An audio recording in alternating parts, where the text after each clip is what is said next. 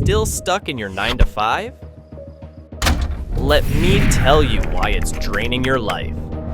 You spend more time pretending to work than actually doing something you love. And your boss, probably just counting down minutes to clock out too. That daily grind, it's killing your creativity and your vibe. Time to break free. Find your spark and stop wasting your best years. I'm not saying choosing a 9 to 5 is a wrong turn, but it's not for the long run.